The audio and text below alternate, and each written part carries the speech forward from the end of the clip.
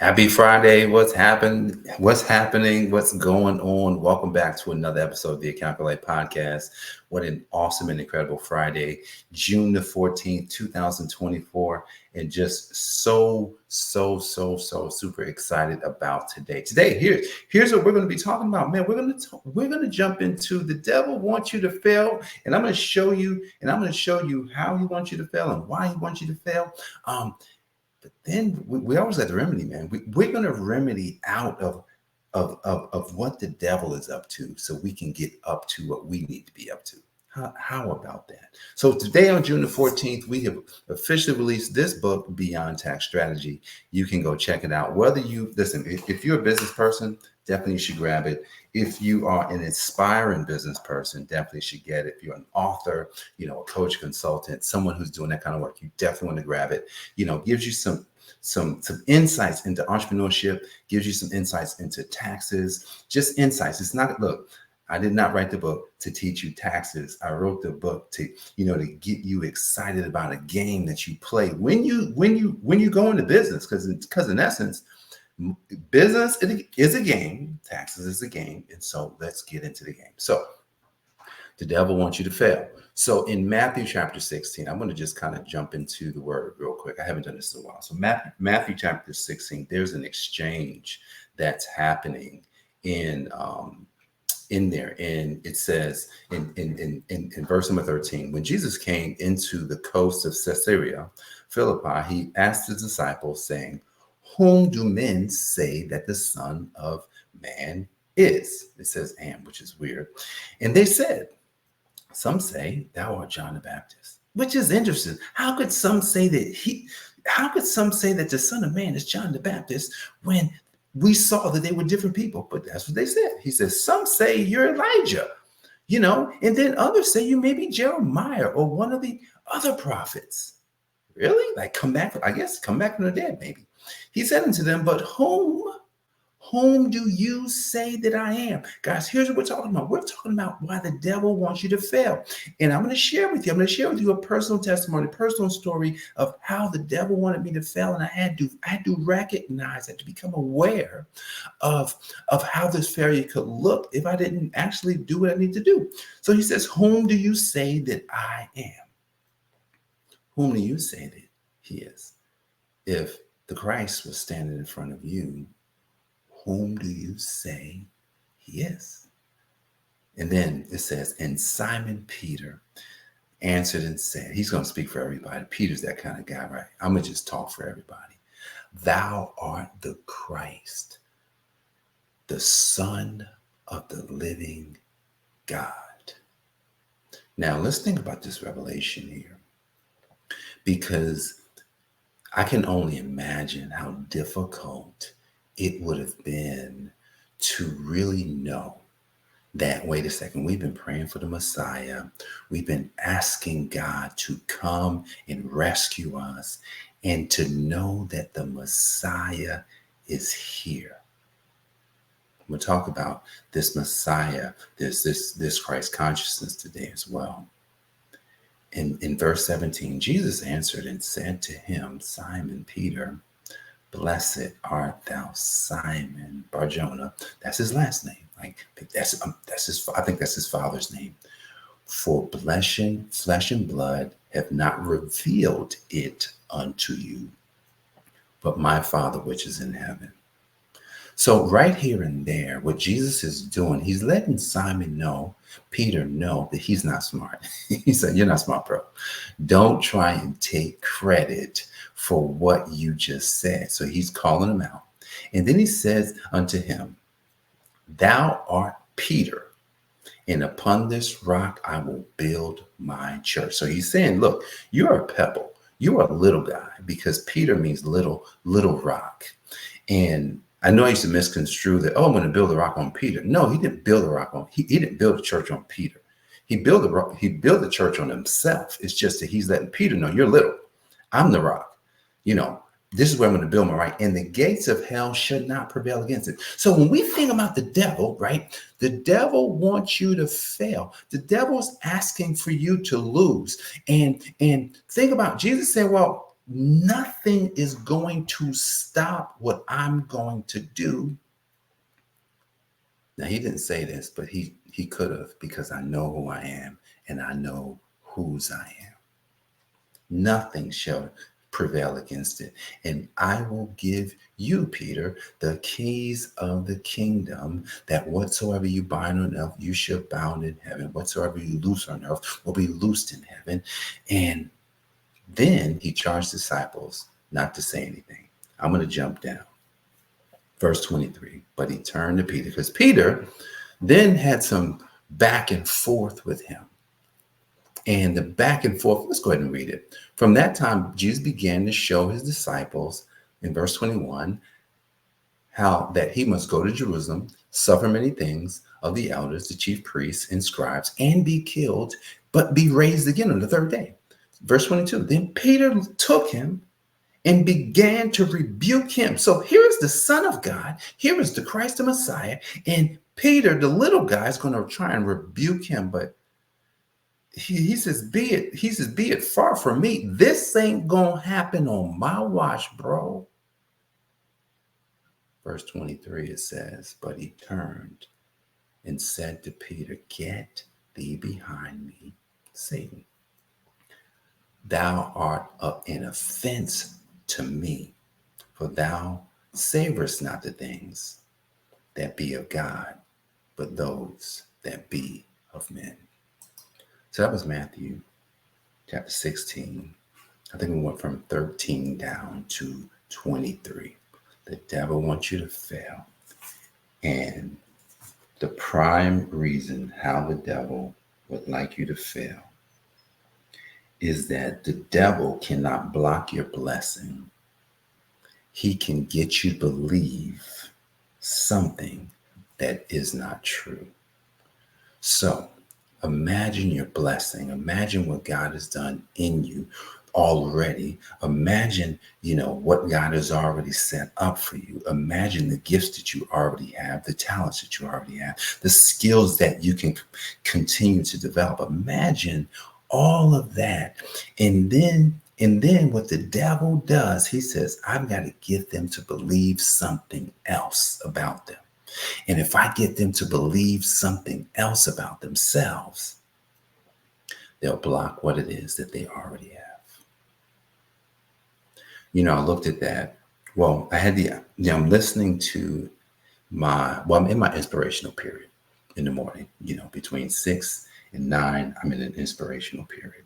And so as I'm being inspired of myself, the reflection of myself this morning, and as I was giving myself some self-talk as I was on my way to the gym this morning, what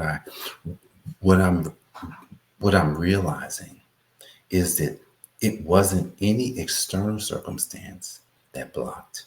It was always an internal circumstance that blocked me from whatever it is that I should be doing.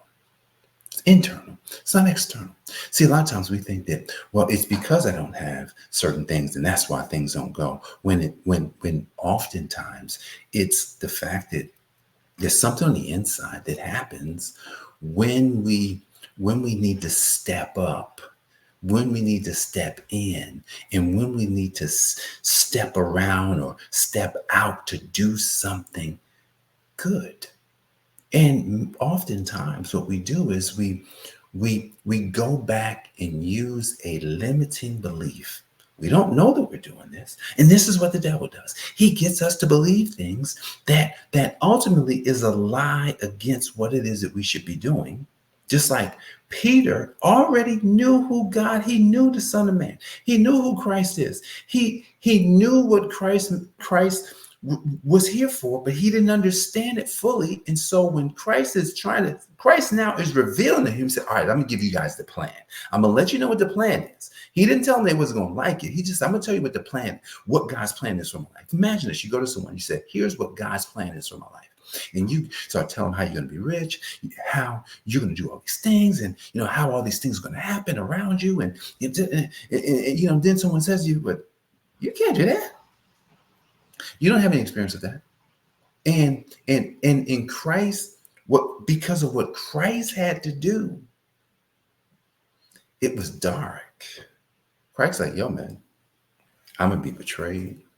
Now, he didn't tell him at that point that he was going to betray him, but that came later. He said, I'm going to be betrayed.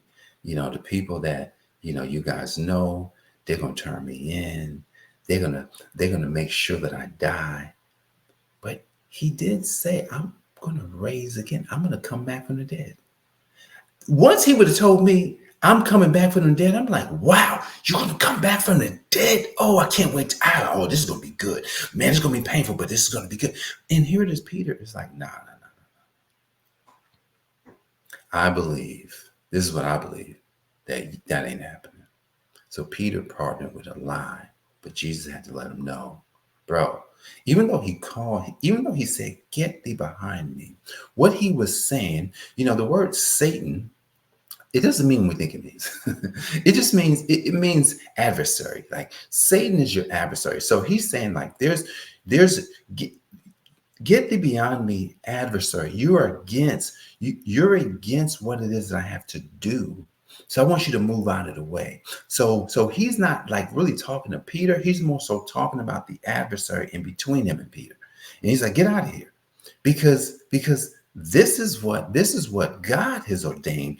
Your mind has not spoke. Your mind doesn't understand it. Just like when he told Peter already, he says, Peter, you don't even understand what you're saying. God himself gave you this revelation.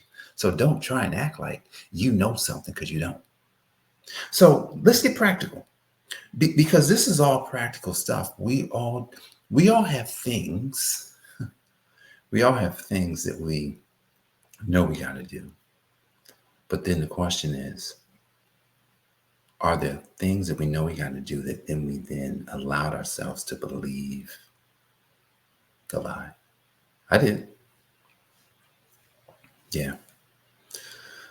I allowed myself to believe a lie.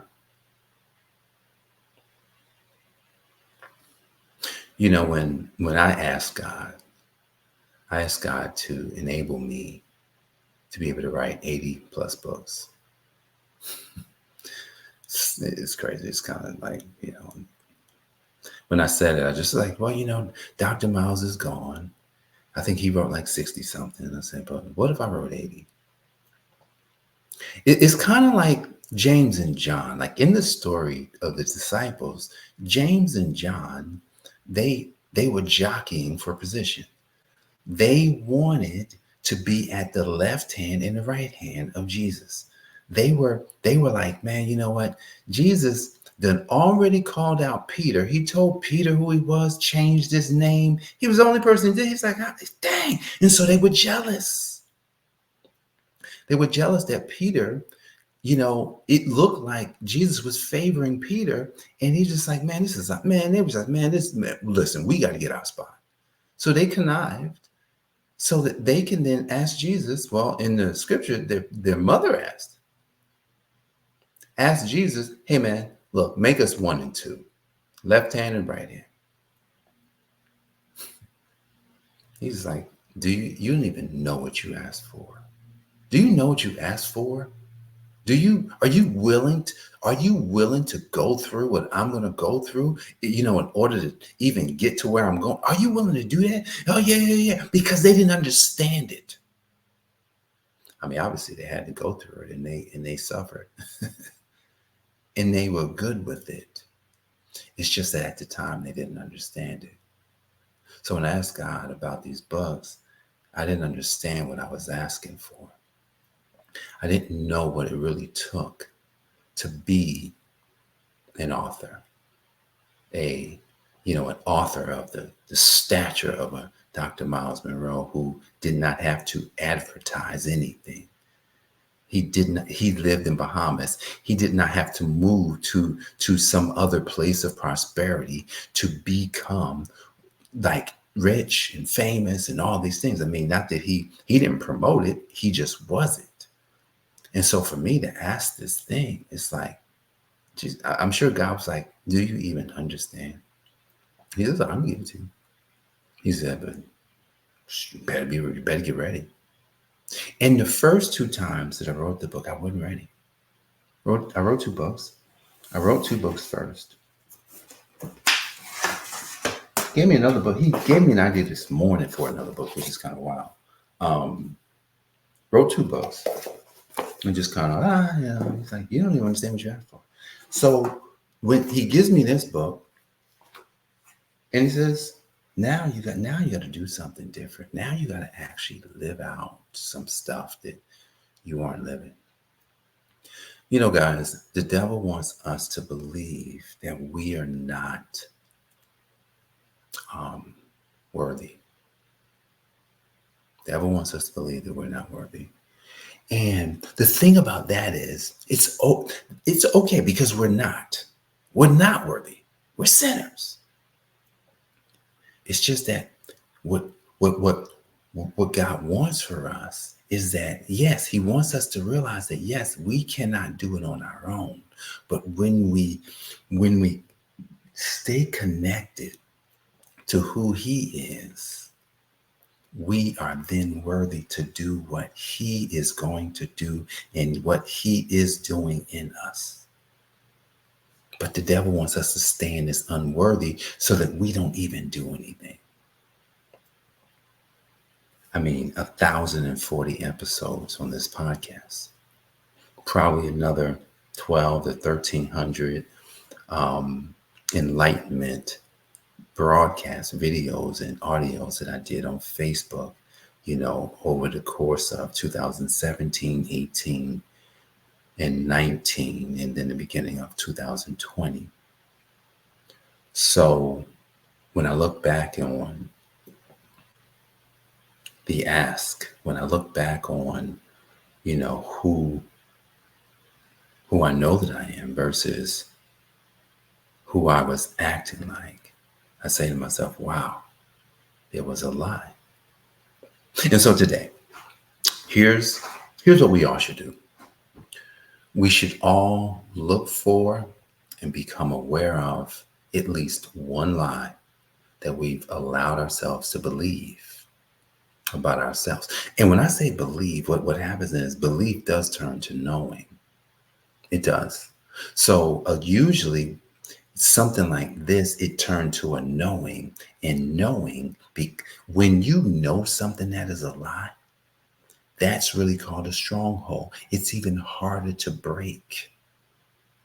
So we've got to find the thing that we actually know so that we can then root it up. We have to root it up.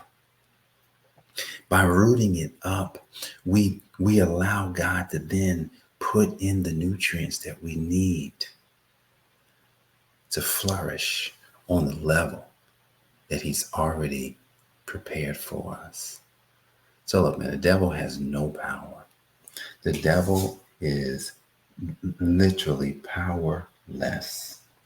And by being powerless, meaning the devil cannot create anything, all the devil can do is distract you from who you are. Because the devil knew that this person made it. They won the 500 million man race when they got to the egg. But you know what? We are winners. So whatever the devil whatever the devil plans, I know that it's kind of like Jesus said, I'm going to come back in 3 days. Whatever he has planned, which it just means that we already overcame it. We overcame it by the blood of the Lamb. And because we overcame it by the blood of the Lamb, there's nothing that can stop you from doing, from being, and even from having who God says you are. So guys, man, this is an exciting day. The book, Beyond Tax Strategy, is available on Amazon. You should go grab a copy of this book. We're doing a special live stream at 11 a.m. Eastern time where I've got a number of extra books in my office that I want to give away. It's a bunch of authors that, I've read their materials. So some of you may know, some of you may not, but I have a bunch of books, maybe like 20 books that I want to give away. I don't have any copies of Beyond Tax Strategy, so I can't give those away. At least at this point, I can't give them away. but you can purchase a copy. Now, what I do have, which I will give away a few copies of these 2 books, for those that come on and spend time with us, living life on the next level faith. So be sure to join us today at 11 a.m. Eastern time to learn more about, Beyond Tax Strategy, and just be a part of this movement of what God is doing in the world right now. Don't miss it. This is a time of expansion. If you would like to expand your life, look, let's expand together. Guys, I want to thank you for joining me for this episode of the I AFYL Podcast. Be sure to subscribe to the YouTube channel. Be sure to like, share this post, and just share what God is doing in your life with someone today. Because when we can share who we are, and then people can see the transformation that's coming in your life. They know that it's possible for them. So I'm super excited, and I look forward to seeing you back here tomorrow or at 11 a.m. today. God bless, and I'll see you soon. Peace. This has been the Account for Your Life podcast with your host, the healthy accountant himself, Jay Moore. Until next time, make it a great day.